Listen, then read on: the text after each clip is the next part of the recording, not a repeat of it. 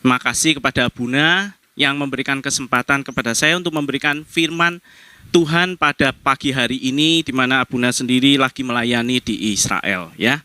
Kita berdoa untuk pelayanan beliau juga. Bapak Ibu, kita itu sebagai seorang Kristen, ya, seringkali dalam menjalani proses hidup sehari-hari, kita menemukan pada suatu persimpangan, yaitu antara kiri kanan. Bahkan mungkin lebih dari 2 persimpangan, bisa 3, bisa 4. Nah, pada posisi persimpangan itu, kita harus mengambil suatu keputusan. Apakah kiri, ataukah kanan, ataukah terus, atau diam.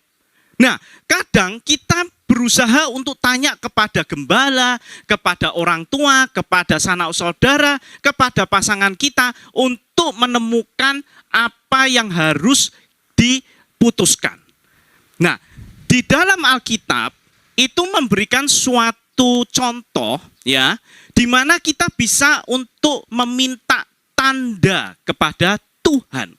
Untuk apa, keputusan apa yang harus kita lakukan. Nah, kita hari ini belajar dari Alkitab, kita akan membaca 4 perikop yang semuanya membahas tentang meminta tanda dari Tuhan.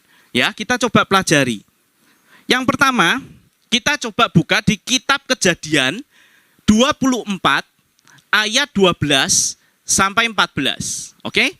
Kejadian 24 ayat 12 sampai 14. Ini adalah kisah tentang Eliezer, hamba dari Abraham, itu menjemput Ribka.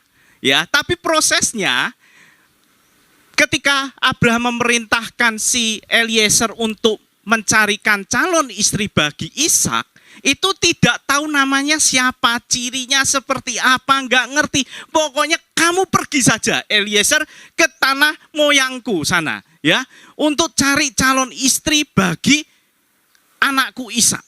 Tapi nggak dikasih, nanti ketemu siapa nggak tahu. Jadi Eliezer itu pergi ke suatu tujuan yang jauh dengan istilah bahasa Jawa ini gerambiang. Nggak ngerti, ini nanti siapa yang akan dia bawa pulang ke tuannya sebagai calon istri Ishak. Kita baca ya di ayat 12.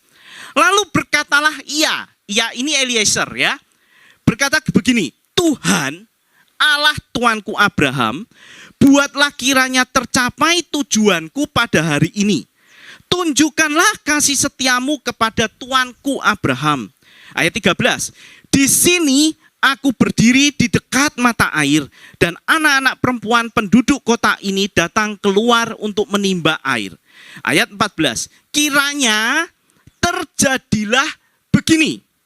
Anak gadis kepada siapa aku berkata, tolong miringkan buyungmu itu supaya aku minum, dan menjawab, minumlah, dan unta-untamu juga akan kuberi minum. Dialah kiranya yang kau tentukan bagi hambamu Ishak, maka dengan begitu akan ku ketahui bahwa engkau telah menunjukkan kasih setiamu kepada tuanku itu. Jadi petunjuknya hanya suruh pergi ke suatu tempat, yaitu tempat nenek moyang dari Abraham. Udah. Nah, si Eliezer sudah sampai situ. Terus bingung. Lah, terus siapa yang mau dipilih, ya kan? Dari sekian banyak penduduk yang wanita di sana. Nah, lalu Eliezer meminta tanda kepada Tuhan. Lalu ceritanya kita tahu, ya, bahwa ada seorang wanita yang mendatangi ke tempat sumur itu, lalu si Eliezer minta minum, mengucapkan sama, dan si wanita ini memberikan minum kepada Eliezer, dan unta-untanya sampai kenyang. Jadi Bapak Ibu, kita harus tahu bahwa kalau memberikan minum ke Eliezer itu gampang, ya. Paling 1 guyung sudah selesai. Tapi kalau memberi minum unta-untanya, dan saat itu Eliezer tidak bawa cuma 1 unta, beronta-unta. Nah, kalau kita pelajari 1 unta itu kalau kehausan dan minum sampai kenyang itu sekitar 7 sampai 100 liter. Nah, itu kalau dihitung membutuhkan 10 menit untuk satu onta.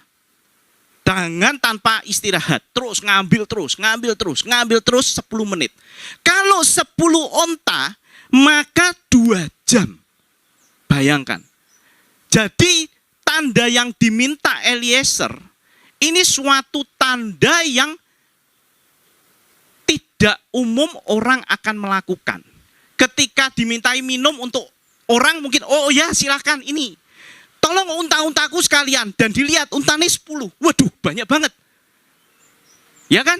Nah, siapa yang tidak keberatan dan dengan senang hati melakukan memberi minum 10 onta yang membutuhkan waktu 2 jam. Nah, itulah tanda pilihan Tuhan. Ini yang diminta dari Eliezer. Dan ternyata ada satu wanita yang melakukan persis apa yang Eliezer sampaikan kepada Tuhan. Dan itu kita sudah tahu namanya Ribka. Dan Ribka itu adalah wanita yang luar biasa.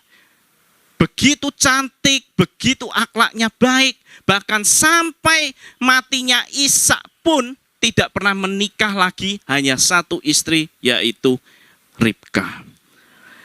Di sini kita melihat bahwa Allah menjawab doa Eliezer ketika meminta tanda. Supaya mendapatkan yang terbaik. Nah, kita pelajari lagi cerita yang kedua. Ini cerita yang sudah banyak mungkin beberapa kali diceritakan ya. Yaitu di Hakim-Hakim 6 ayat 36 sampai 40. Mari kita buka ya. Hakim-Hakim 6 ayat 36 sampai 40. Jadi ceritanya saat di Hakim-Hakim itu kan belum ada raja, ya, belum ada raja. Maka yang diperintahkan adalah hakim-hakim yang ditunjuk Tuhan untuk membebaskan kaum Israel dari serangan-serangan musuh-musuhnya yang di sekitar sana. Nah, di cerita ini Gideon itu lagi diserang oleh Midian. Ya, di dalam tekanan Midian. Dan umatnya mulai berteriak. Lalu Tuhan mengirim Gideon. Nah, ini kisahnya. Ayat 36. Kemudian berkatalah Gideon kepada Allah. Karena Gideon ini ragu. Saya juga bingung ya Bapak Ibu ya. Kalau Tuhan sendiri yang bicara ke saya mungkin gak akan kayak Gideon. Karena jelas. Tapi kecuali kalau saya diam, kamu ke sana. Wah, ini benar enggak dari Tuhan? Apa jangan-jangan cuma hati saya sendiri? Tapi ini ceritanya kan Tuhan berbicara langsung, ya.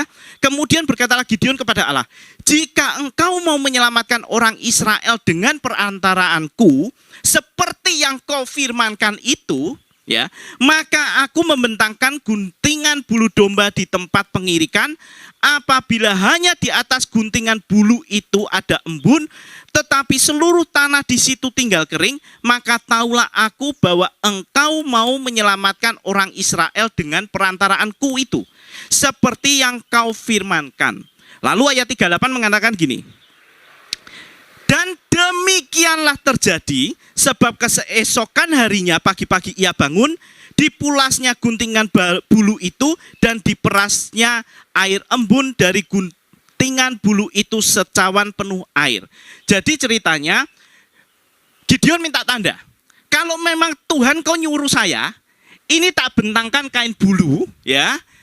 Lalu besok yang basah itu cuma bulunya aja. Sekitarnya kering. Loh, padahal kalau embun tuh ya semua kena kan. Nah, dia minta tanda, ya semua kering, hanya ini yang bulu ini. Dan terjadilah di ayat 38.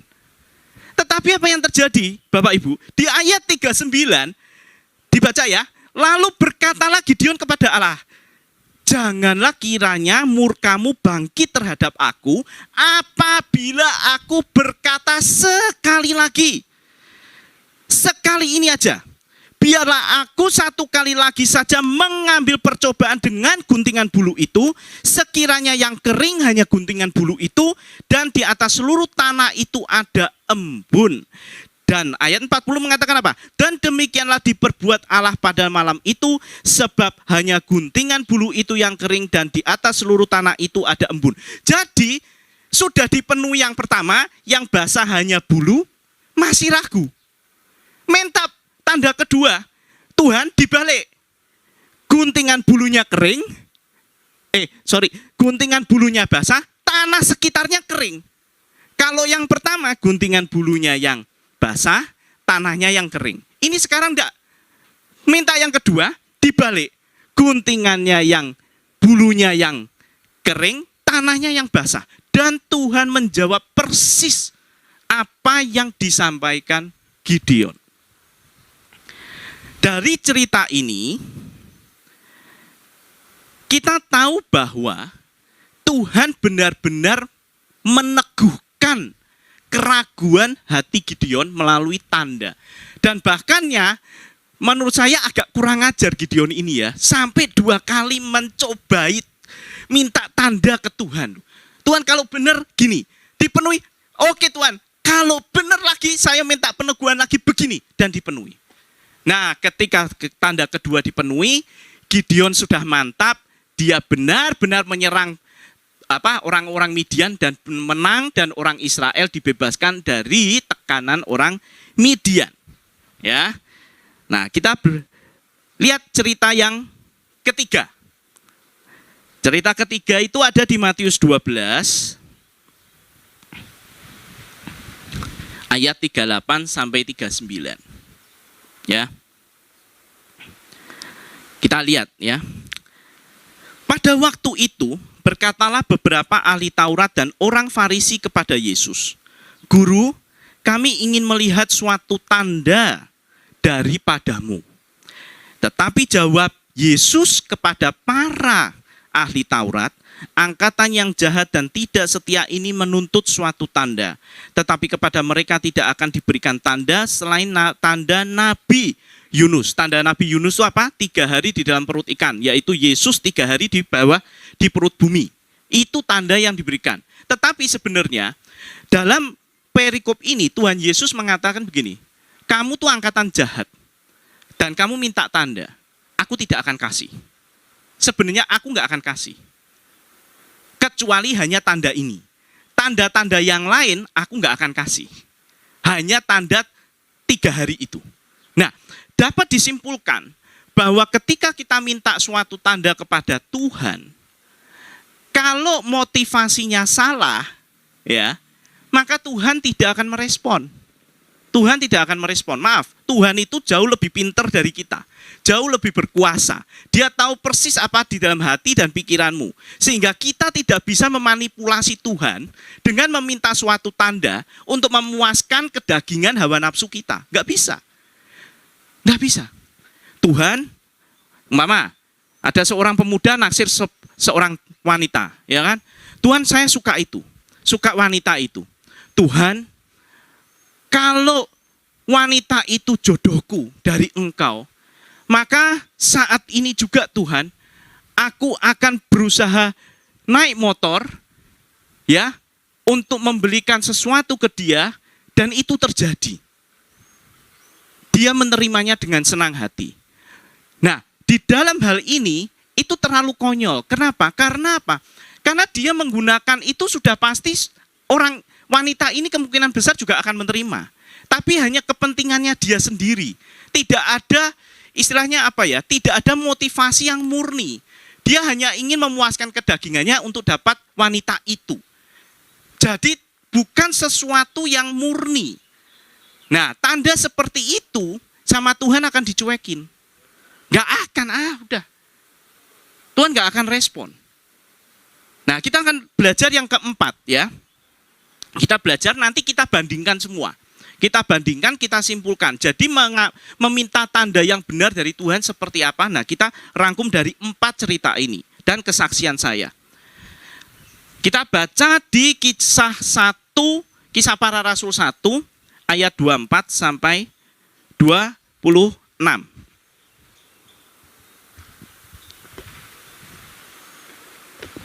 Ya, kita baca di kisah para rasul 1 ayat 24 sampai 26. Mereka semua berdoa dan berkata, "Ya Tuhan, Engkaulah yang mengenal hati semua orang.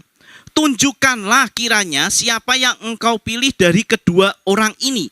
Nah, ayat 23 itu menjelaskan kedua orang ini adalah Barsabas dan Matias, yang tujuannya menggantikan posisi Yudas Iskariot yang mati. Jadi para rasul dan 120 murid Yesus ingin menggantikan posisi Yudas. Nah, siapa yang dipilih? Dari Barsabas atau Matias. Dua-duanya sama baik. Tapi milih siapa? Jangan sampai terjadi perpecahan di dalam kelompok murid-murid Kristus. Yang satu milih kubu Barsabas, yang satu milih grupnya Matias. Akhirnya umpama salah satu yang menang karena suara terbanyak, maka yang kalah akan ya istilahnya kecewa, sakit hati, nggak mau dukung dan segala macam. Maka mereka memutuskan, ayat 24 mereka semua berdoa kepada Tuhan, ya Tuhan, engkaulah yang mengenal hati semua orang, tunjukkanlah kiranya siapa orang yang engkau pilih. Jadi Tuhan yang pilih ya dari kedua orang ini untuk menerima jabatan pelayanan, yaitu kerasulan yang ditinggalkan Yudas yang telah jatuh ke tempat yang wajar baginya. Ya, lalu ayat 26, lalu mereka membuang undi bagi kedua orang itu, dan yang kena undi adalah Matias, dan demikian ia ditambahkan kepada bilangan ke-11 rasul itu. Bapak Ibu, bentuk buang undinya saya nggak tahu. Apakah bikin 2 kertas, satu kasih nama Barsabas, satu kasih nama Matias, digulung, terus siapa yang diambil Petrus, dia yang menang, ataukah pakai lidi itu ya, lidi satu pendek, satu panjang, terus dipegang begini, siapa yang dapat panjang, dia yang terpilih. Saya nggak tahu, tidak ada keterangan lebih jauh.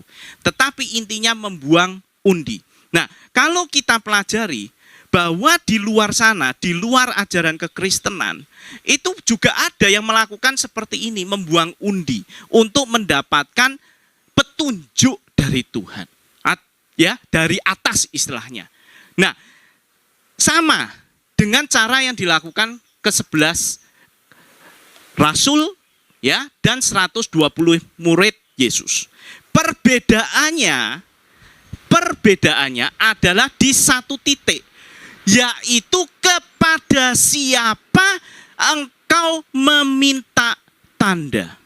Dalam hal ini mereka meminta tanda kepada Tuhan dan dijawab. Nah, kalau kita meminta tanda dari ilah lain juga dijawab. Tetapi jawabannya apakah menghasilkan keputusan yang baik atau menyesatkan? Ngerti? Jadi kepada siapa engkau meminta tanda itu sangat penting.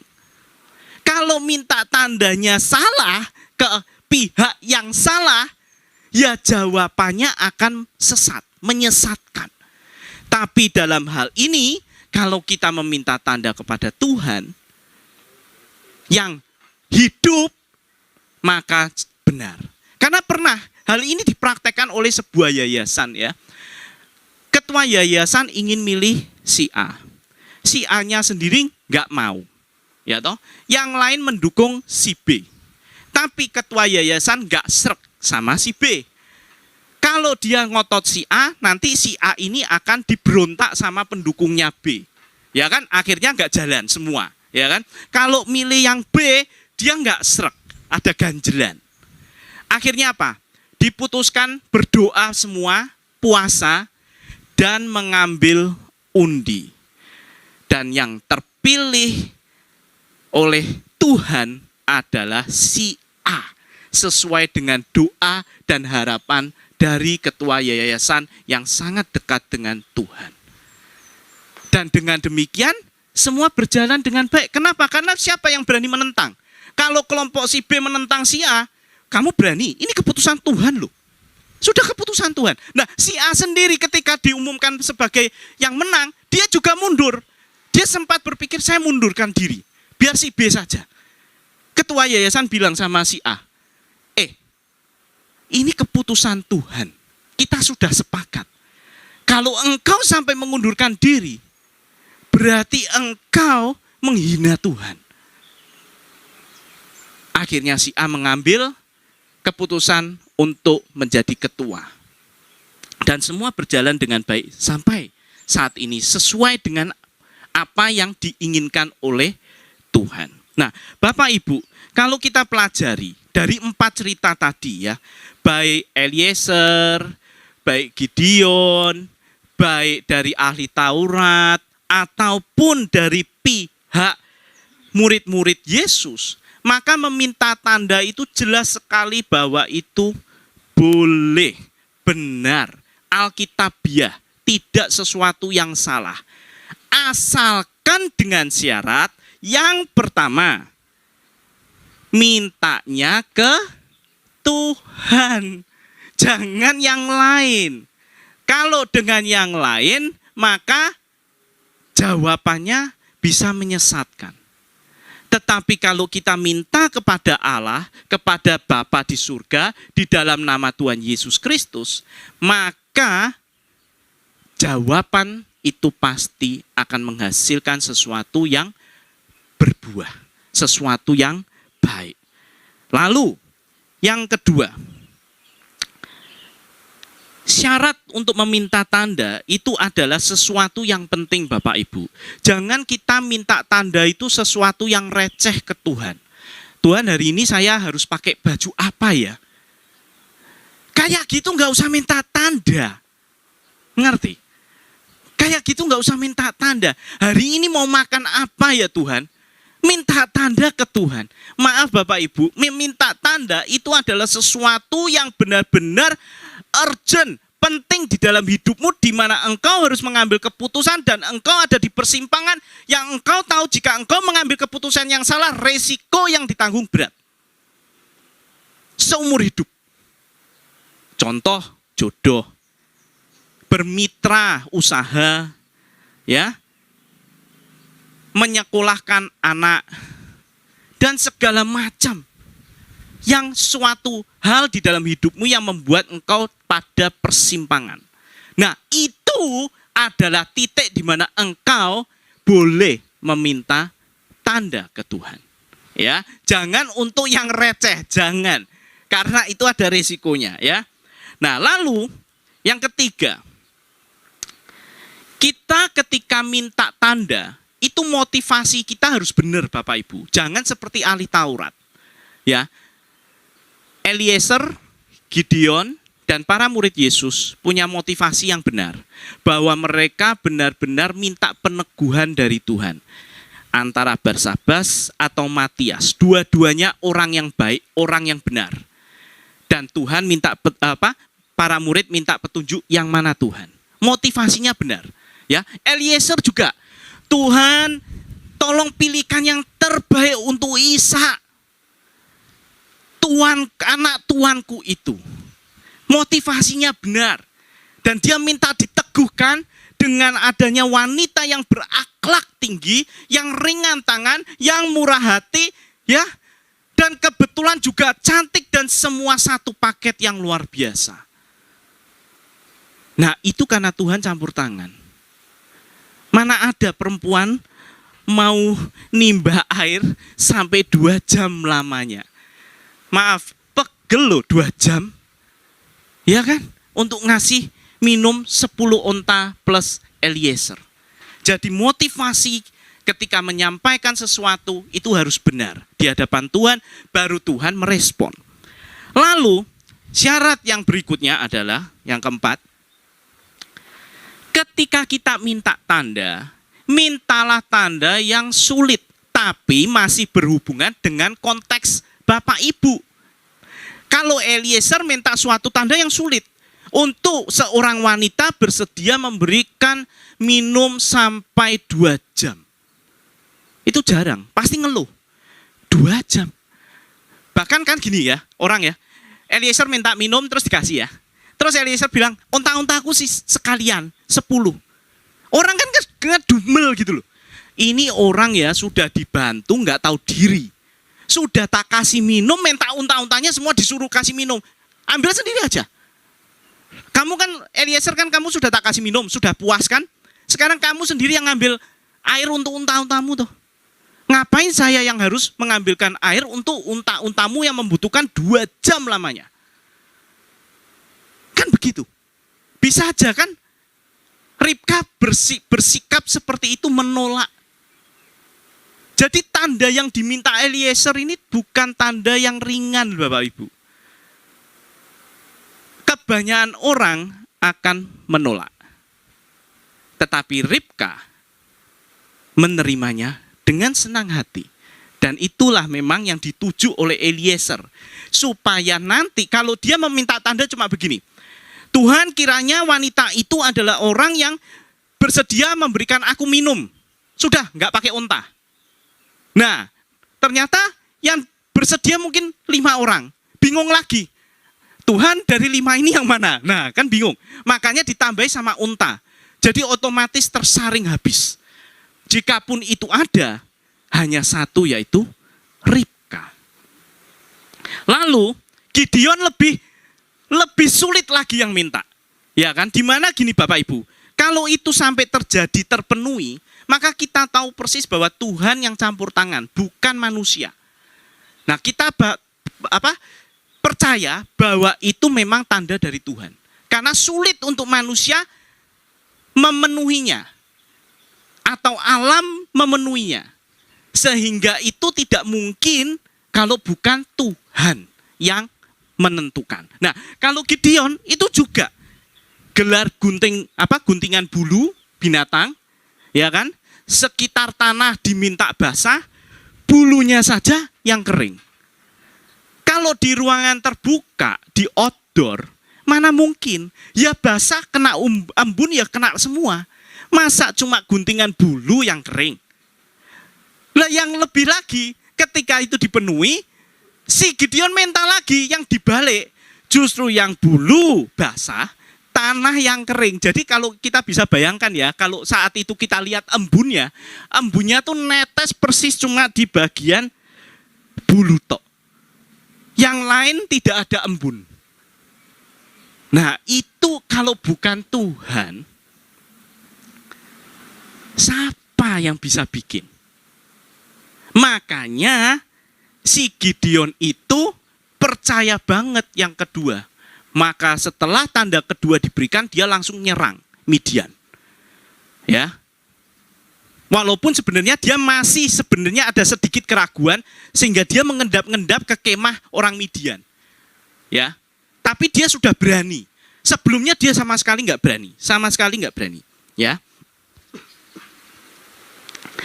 Nah, ini yang syarat yang terakhir.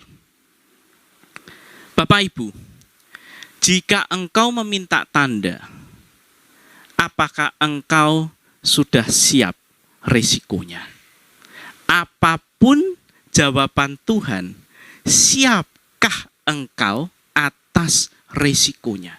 Karena begitu engkau minta dan dijawab, engkau nggak bisa nolak loh.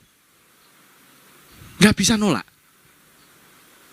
Nggak bisa bilang, aduh Tuhan, nggak jadi deh. Saya milih yang ini deh. Nggak bisa. Karena detik ketika Tuhan menjawab tandamu, maka engkau tidak punya pilihan lain kecuali melakukannya. Dan apakah engkau siap? Tidak ragu lagi. Makanya saya simpulkan Bapak Ibu, ketika engkau meminta suatu tanda, hendaklah engkau benar-benar berdoa kepada Tuhan. Dan minta Roh Kudus untuk memberikan petunjuk. Tanda apa yang harus dimintakan ke Tuhan. Jangan asal minta tanda. Jangan begini ya Bapak Ibu. Tuhan, kalau perempuan itu jodohku, maka aku minta Tuhan, pada hari ulang tahunnya terjadi gerhana matahari. Aduh Bapak Ibu, gerhana matahari itu kan lama baru terjadi sekali ya. Berapa kali ya? Berapa kali? Berapa tahun ya? Baru terjadi sekali kan? Lah sekarang hanya demi kepentinganmu untuk memastikan itu jodohmu apa enggak, Tuhan suruh merubah seluruh pergeseran rotasi alam surya hanya untuk menjawab tandamu. Lah itu yang enggak benar toh Bapak Ibu. Iya kan? Lah kalau sudah nanti tidak terjadi, bingung. Lalu berkata, oh Tuhan itu bukan jodohku. Atau marah sama Tuhan. Tuhan tapi aku suka, kenapa engkau tidak memberikan dia sebagai jodohku? Tapi kan tanda yang engkau minta itu kebangetan menurut saya. Kayak Gideon itu sebenarnya agak kebangetan loh. Menurut saya agak kurang ajar Gideon. Sudah Tuhan ngomong sendiri, dia ragu, minta tanda yang sulit, terjadi, masih minta lagi tanda yang kedua. Itu benar-benar menurut saya agak kebangetan si Gideon ini. Harusnya dari tanda yang pertama, dia sudah yakin bahwa dia harus menyerang Midian. Dan dia ditunjuk oleh Allah sebagai hakim atas Israel. Pak Dodi, silakan. Nah, Bapak Ibu saya ingin tutup khotbah hari ini dengan dua kesaksian hidup saya tentang meminta tanda. Ya, saya mau cerita sharing hanya dua saja yang terjadi dalam hidup saya. Yang pertama, wah ini yang muda-muda ini pasti suka ya, tentang jodoh. Ya. Jadi, ketika mendekati pernikahan saya dengan istri saya, ada keraguan nggak? Oh ya ada toh ya, masa nggak ada, ya kan?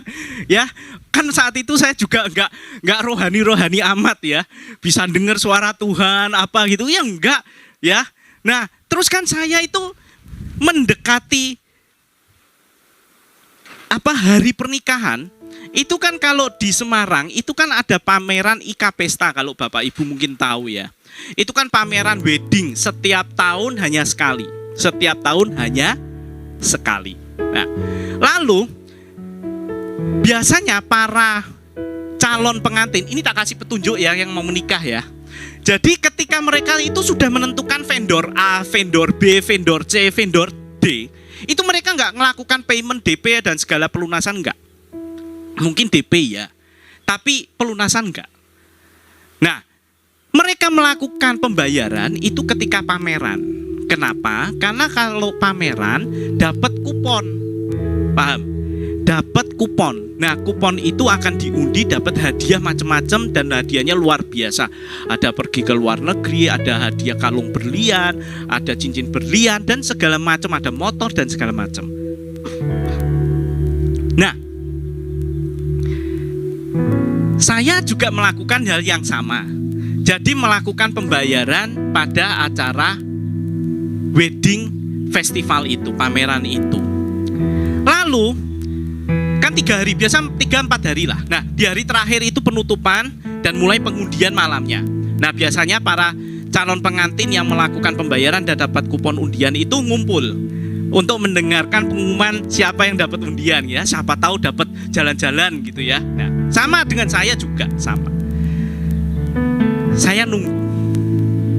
Lalu tuh saya bisa terbesit dalam hati begini. Tuhan, selama ini kan aku nggak pernah tuh menang undian, nggak pernah. Saya tuh nggak seberuntung Bapak Joni ini gitu ya. Sama Abuna lah, sama Abuna. Pak Abuna sama Bapak Joni ini, wah memang ada karunia khusus gitu ya, menang undian gitu. Saya kan nggak, tapi kan saya waktu itu masih muda, umur berapa? 32 ya. Ya. Nah, lalu saya cuma bilang, Tuhan saya pengen menang. Tapi gini Tuhan, izinkan aku menang kalau memang ini jodohku. Saya minta peneguhan Tuhan. Saya kan belum pernah minta apa-apa ke Engkau terhadap peneguhan pasanganku. Sekarang aku minta Tuhan, kalau memang calon istriku ini adalah Engkau yang tunjuk, Engkau yang pilih, maka izinkan Tuhan aku menang hadiah pertama. Nah, saya tidak minta hadiah kedua, ketiga, hiburan loh Bapak Ibu. Saya minta hadiah utama loh. Kenapa? Karena itu sulit. Karena dari sekian banyak ribuan kupon, hanya satu yang dipilih. Jadi kalau itu terjadi, saya yakin itu dari Tuhan. Nah, cuma waktu itu kok saya kalau waktu mempersiapkan khotbah lagi mikir ya, kalau waktu itu saya nggak menang terus piye gitu ya. Ya kan, apa keputusan saya? Tapi yang terjadi Bapak Ibu, ketika diumumkan hadiah utama, sayalah yang menang. Sayalah yang menang. Jadi kupon undian saya nomornya keluar. Dan saya memenangkan kalung berlian dari acara pameran tersebut. Dan saya dengan tanda terpenuhi itu saya mantep banget. Ini sudah pasti jodohku, gak ada keraguan lain. Karena tanda saya dijawab. Nah, cerita yang kedua baru terjadi sekitar 6 bulan lalu. Anak saya yang kedua itu akan masuk SMA, ya, akan masuk SMA.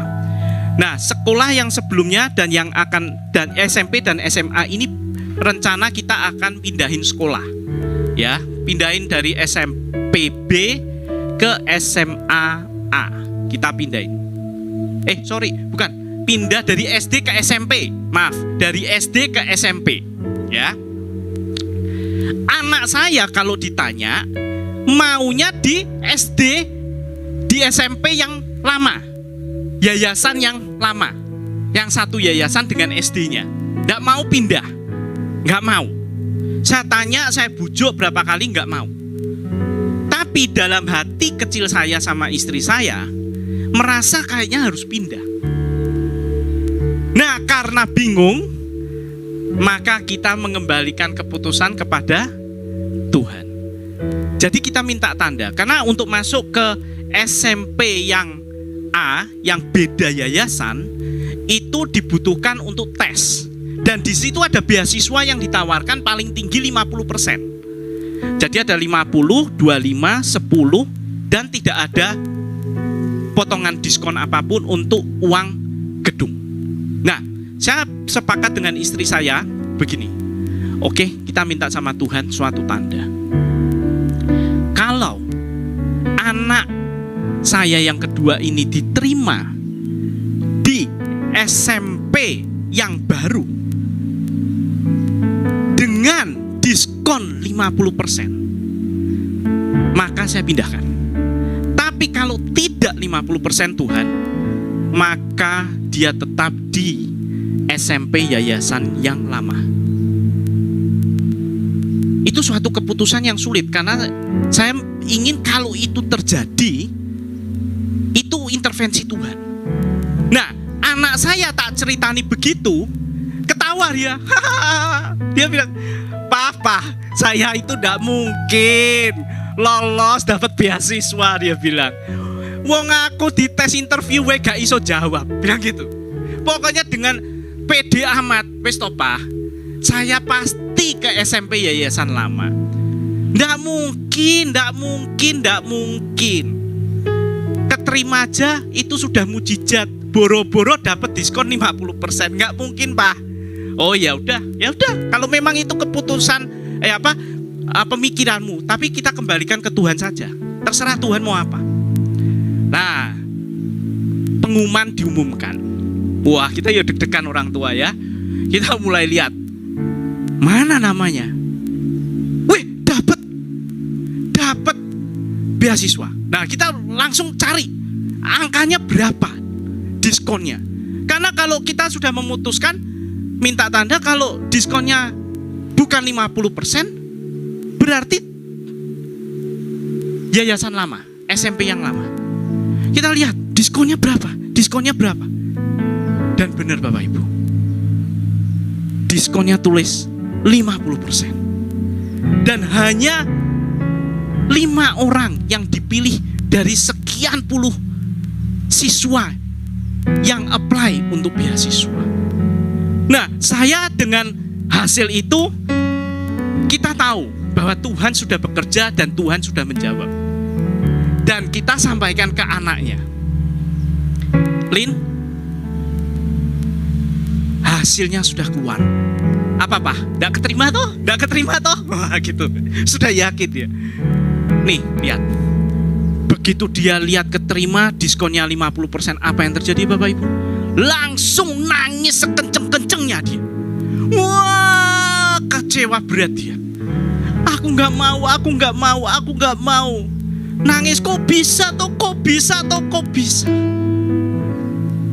Ya kita memberikan pengertian. Ini sudah keputusan Tuhan. Tidak ada pilihan. Kamu harus pindah sekolah.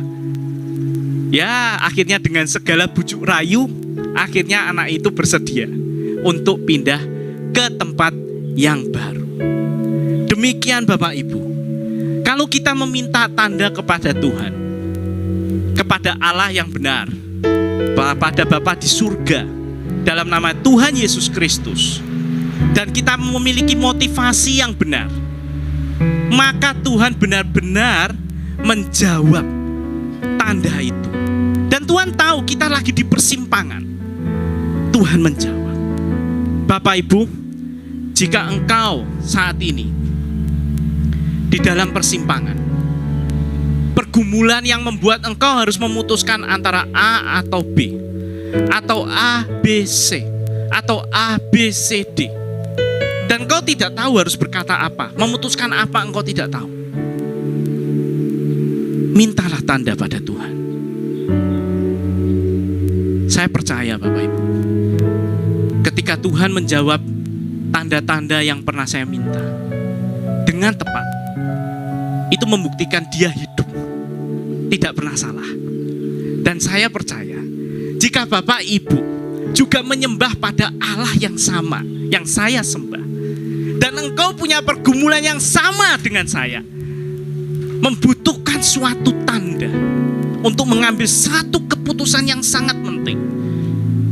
Mungkin engkau sudah mengajukan hutang ke bank,